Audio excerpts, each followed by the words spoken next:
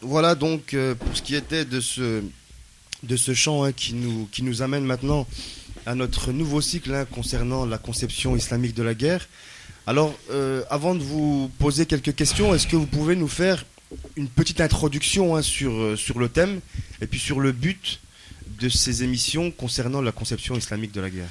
Oui, bien sûr. Donc, assalamu alaikum à tous nos auditrices et auditeurs. Donc, je suis très content de vous retrouver en cette début d'année 2013, septembre 2013. Donc, maintenant, on va entamer un nouveau cycle concernant la conception islamique de la guerre. Donc, d'une manière générale, il faut savoir que l'islam, il a pour objectif d'instaurer la paix et la justice sur toute la terre et, entre autres, de procurer le bonheur aux gens, à la fois ici-bas et dans l'au-delà. Donc pour cela, l'islam il propose un programme de vie qui comprend entre autres, comme on appelle, l'autoréforme et également des rites individuels et des rites collectifs. Et donc comme en islam, c'est une religion par excellence du soutien pour les opprimés, donc il est normal qu'elle propose aussi dans certains cas la lutte armée. C'est-à-dire que dans ce cas précis hein, de ce que tu viens de nous dire, c'est que ceux qui sont opprimés ont le droit de se défendre en résumé. Effectivement, on va le voir tout au long de l'émission que le principe de base en islam, c'est que c'est une religion défensive. En aucun cas, elle doit être agressive ou doit, comme on pourrait l'entendre, propagande qui a pour but de déstabiliser et de dénigrer l'islam. L'islam, en réalité, dans sa philosophie même pure, elle est toujours dans un but défensif. C'est-à-dire, on se défend, on défend les opprimés, mais jamais on attaque. D'accord. On n'attaque que si on est agressé. D'accord, donc c'est vraiment très précis. Alors justement, est-ce qu'on a des références, que ce soit coraniques ou autres, qui nous expliquent ce que tu viens de nous dire, donc pour vraiment expliquer aux gens à quel point l'islam est là pour défendre les opprimés? Tout d'abord, assalamu alaikum, bonjour à tous ceux qui nous écoutent. Donc par rapport à ta question, il y a un verset qu'on trouve à la sourate 2 au verset 25, qui va avoir un sens par rapport à ce qu'on dit, qui nous dit « Si Dieu ne repoussait pas certains hommes par d'autres, la terre serait corrompue. Mais Dieu est celui qui dispose la grâce au monde. » Donc voilà ce que dit clairement le Coran, que si Dieu ne repoussait pas d'autres hommes, ne repoussait pas certains hommes par d'autres, la terre elle serait corrompue, il y aurait un chaos qui s'installerait. Donc par conséquent, il y a la notion de guerre défensive. Et voilà. D'accord, très bien. Alors, est-ce que, si on se place du côté de ces tyrans, justement, le fait qu'il y ait une passivité, comment est-ce qu'eux la considèrent? Est-ce que c'est une faiblesse? Est-ce qu'ils vont continuer à être oppressants si le peuple ne se soulève pas? Comment est-ce que cela est vécu par eux? Effectivement, on connaît l'expression que les forts ne connaissent que la logique de la force, de la violence. Donc c'est pour ça que les tyrans, donc s'ils voient en face d'eux des gens faibles et qui se laissent faire, bien sûr ils vont les écraser. Donc il est tout à fait normal en islam de répondre à cette agression simplement par une défense concrète. Alors est-ce qu'il y a des effets négatifs à la passivité des opprimés? Exactement, donc l'imam Ali sur la paix, il nous expose en quelques lignes les effets négatifs de l'abandon de la défense des opprimés et des faibles. Il nous dit « Celui qui y répugne, Dieu le revêt de l'habit de l'opprobre. Les calamités s'étendent à lui. Il est diminué et rabaissé. Il est frappé de cécité au niveau du cœur. Il est marqué par la déchéance et est privé d'équité. » Donc voilà toutes les conséquences néfastes qu'engendre le fait d'abandonner la défense des faibles et de donc laisser faire l'injustice. D'accord, alors est-ce qu'il y a, donc pour poursuivre votre propos, est-ce qu'il y a des conditions à la lutte? Parce que si on reprend l'exemple du noble prophète de l'islam, sur lui la grâce et la paix, quand il est arrivé et qu'il a annoncé la nouvelle religion, les polythéistes, les tyrans de l'époque se sentaient menacés. Et justement, en quoi est-ce qu'ils se sentaient menacés et pourquoi est-ce qu'ils avaient autant peur du prophète de l'islam, sur lui la grâce et la paix? Les polythéistes et les Quraysh à l'époque qui se sont opposés au prophète considéraient ça comme une menace parce que c'était effectivement leurs intérêts qui étaient menacés. Donc, juste et uniquement pour ça, ils se sont opposés au saint prophète. C'est parce que ils remettaient en cause l'ordre établi. C'était comme dans tout système où c'est qu'il y avait une minorité de riches qui s'accaparait les richesses et qui opprimaient les autres. Donc le prophète est venu pour rétablir une justice sociale. Oui, il ne faut pas oublier qu'à l'époque donc de l'Arabie, donc on a affaire à une société polythéiste dans laquelle on a des personnes, des notables, qui vont exploiter l'ignorance des gens, qui vont leur construire des idoles et qui vont appeler les gens à faire des aumônes et à se soumettre à leur autorité. L'autorité, c'est notable. Et aussi, les gens venaient donc pour le pèlerinage et tout ça.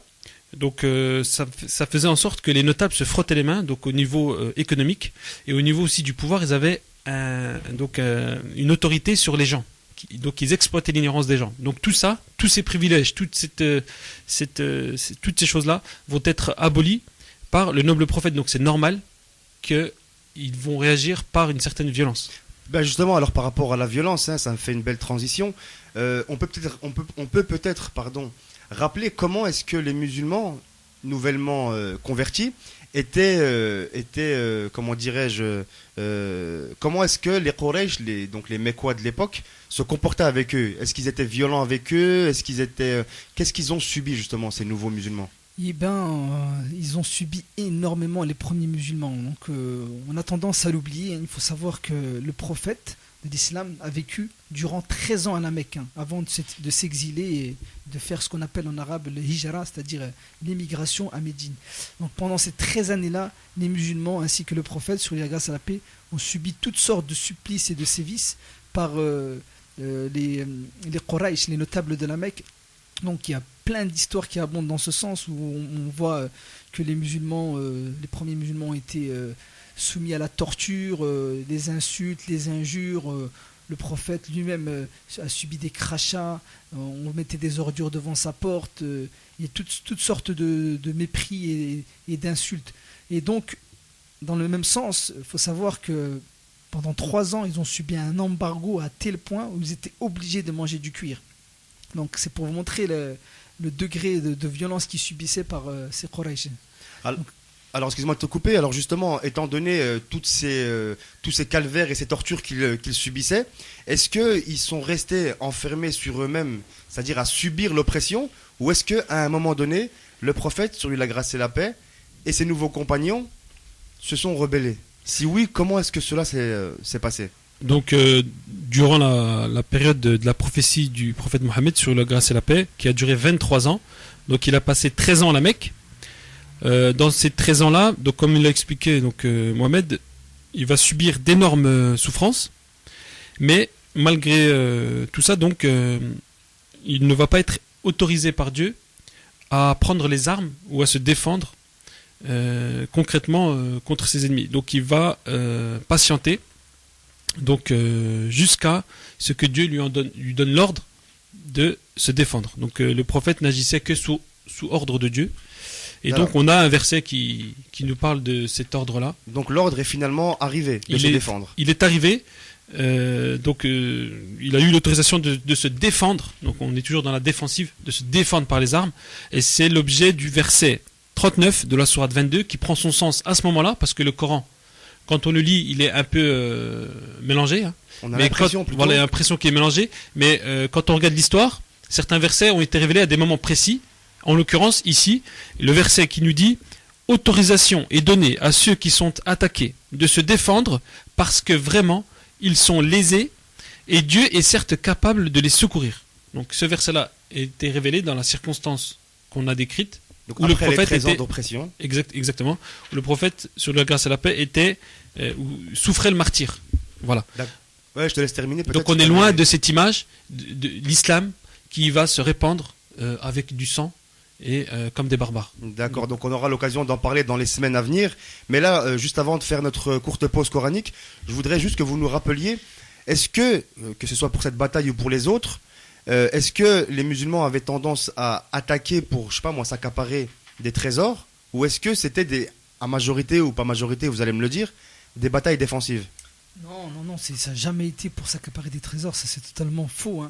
Donc c'est toujours et uniquement à caractère défensif. Donc les musulmans appliquent ce que le prophète leur dit et le prophète applique ce que Dieu lui dit. Donc comme il l'a cité dans le verset, c'est uniquement pour se défendre. Mais je vais rappeler le contexte, c'est très important. Après les 13 années passées à la Mecque, il faut savoir que le prophète il a eu l'autorisation d'émigrer. Donc c'est uniquement quand il était à Médine où est-ce qu'il a été accueilli par les Ansar, c'est-à-dire les secoureurs qui lui ont donné l'asile et qui l'ont considéré, qui l'ont reconnu en tant que prophète. Comme on connaît l'expression, nul n'est prophète en son pays. D'accord. Donc c'est quand une fois qu'il s'était Il a quitté la Mecque qu'il a pour quitté la rejoindre Mecque, Médine. pour rejoindre Médine, durant 1 an et demi, les notables de la Mecque n'ont cessé de les oppresser. Donc ils ont menacé d'assiéger la ville. C'est uniquement quand il y a eu des menaces vraiment réelles que les musulmans ont reçu l'ordre de Dieu de se défendre. Très bien, donc merci. Oui, une petite dernière chose. Tout en sachant que dans ce contexte, il faut préciser que les musulmans ont été obligés d'émigrer.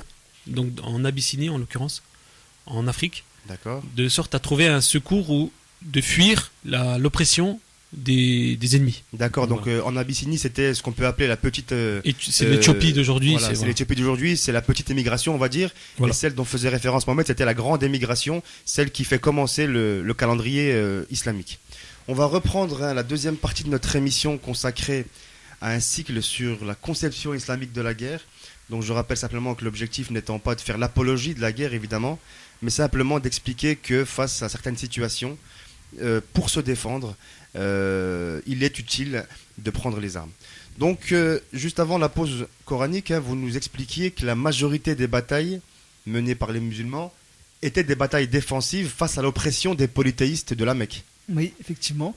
Donc les batailles elles étaient à titre défensif et elles étaient destinées à riposter aux attaques de l'ennemi, bien évidemment dans l'intérêt de l'ensemble de la communauté. Et ce n'était pas une vengeance personnelle comme on pourrait l'entendre. Parce que dans la tradition musulmane, il est interdit de mener des guerres pour des intérêts personnels, pour s'enrichir ou... Effectivement, c'est totalement interdit. Donc, le verset qu'on a cité, il est clair et explicite. Il est autorisation de donner à ceux qui sont attaqués de se défendre parce que vraiment, ils sont lésés et Dieu est certes capable de les secourir. Sourate 22, verset 39. Donc, en islam, le motif du recours à la force, il n'est nullement la satisfaction d'un intérêt personnel. Et à l'image des grandes puissances qui ont mené à travers l'histoire des guerres pour des motifs tels que répandre le sang injustement. Donc pour eux, la guerre, elle était vue comme une fin en soi, alors qu'en islam, le Coran il explique que le fait de tuer injustement une personne, ça équivaut à avoir tué toute l'humanité. Et aussi, sauver un homme équivaut à avoir sauvé toute l'humanité. Donc ça montre à quel point l'islam donne de l'intérêt à la vie d'un individu, d'un humain. Ouais. Et il faut savoir que les batailles menées par le prophète, sur lui grâce et la paix, elles n'ont pas fait autant de morts que l'on pourrait croire. Alors justement, est-ce que vous avez des exemples pour nous illustrer ce que tu viens de dire? On a un exemple, on a un certain professeur d'université, donc c'est quelqu'un quand même de compétent dans ce sujet, qui s'appelle le professeur Mohamed Hamidullah. Donc je vous invite tous à lire sa traduction du Coran, qui est la meilleure qui existe à l'heure d'aujourd'hui, sa traduction en langue française. Bref, alors lui, il nous dit la chose suivante. Par rapport à ce sujet, il nous dit « Mohammed régnait sur plus d'1 million de kilomètres carrés, ce qui équivaut à la surface de l'Europe, moins la Russie. Lors de la conquête, le nombre des ennemis qui avaient été tués ne dépassait pas les 1000 à 1500. » Donc sur l'ensemble de cet énorme territoire. Voilà, toute sa vie, dans tous ces territoires, il y a de 1000 à 1500 personnes qui ont été tuées dans le cadre des guerres. Alors je continue, il dit, donc, et ces chiffres... Excuse-moi de te couper, oui. On peut dire que c'est vraiment très peu. C'est très très peu. Donc c'est insignifiant par rapport à l'image qu'on essaie de nous inculquer par rapport à ça. Alors, et il nous dit, il poursuit, et ces chiffres font preuve d'un respect exceptionnel du sang des hommes dans toute l'histoire de l'humanité. Parce que quand on reprend toutes les batailles, toujours, le prophète essayait au maximum de faire en sorte que la bataille puisse commencer le plus tard possible, parce que bon, à l'époque, pendant la nuit, les batailles étaient terminées, contrairement à aujourd'hui, et le prophète incitait au maximum l'ennemi à renoncer à la violence, à la force, et donc il n'était jamais le premier qui est en mesure de lancer l'offensive. C'était toujours celui d'en face qui lançait l'offensive, et le prophète, sur la grâce à la paix, disait « Dieu est témoin, je prends Dieu à témoin que c'est vous, finalement, qui avez commencé. » Et donc là, il était dans une logique de défense. D'accord, donc c'est pour ça qu'il faisait exprès de retarder au maximum dans la journée l'entrée en bataille, pour que ça dure le moins possible. Exactement, parce qu'il avait le souci, le prophète, il a été envoyé pour sauver les gens, pour les sauver, pour les emmener au paradis, et non pas les exterminer donc il voulait leur salut dans l'au-delà. Et donc s'il fallait sauver une âme, il était toujours là pour prendre sur lui les souffrances. D'accord. Alors, est-ce qu'on peut dire, parce que là, on va arriver à la fin de notre émission, est-ce qu'on peut dire que l'islam, quand il autorise la défense des opprimés, est-ce que c'est une façon de libérer l'homme de l'asservissement?